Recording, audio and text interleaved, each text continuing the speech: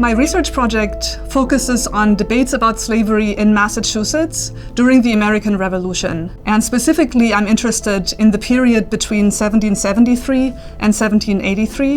In 1783, the Massachusetts Supreme Court declared slavery unconstitutional, and leading up to that, there were many really interesting philosophical debates about slavery in newspapers and petitions and legal court cases. My project focuses on anti-slavery literature and specifically anti-slavery texts composed by Black authors, which is significant in part because so many enslaved Black people were forced to be illiterate and did not have access to reading and writing.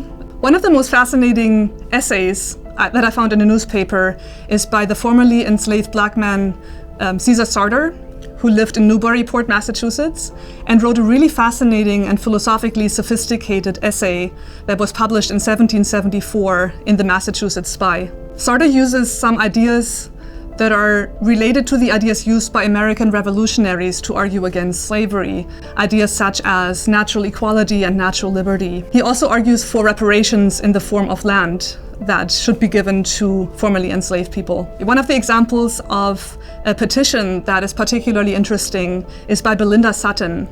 She's a Black woman who was born in what is today Ghana and was then enslaved for most of her life in Medford, Massachusetts. She became free during the American Revolution when her enslavers fled to Europe, and she then petitioned the state government for payments from her enslaver's estate to support her and her daughter. She argued that she was entitled to reparations because she had not had the opportunity to accumulate wealth because she wasn't allowed to own any property or save for old age.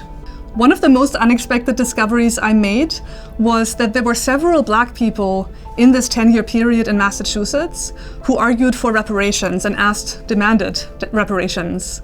There's currently a task force that was appointed by the mayor of Boston about 2 years ago, looking into the question of whether reparations should be paid to the descendants of enslaved people in Boston. And I found it surprising that the debates over reparations go back 250 years to the period that I'm studying.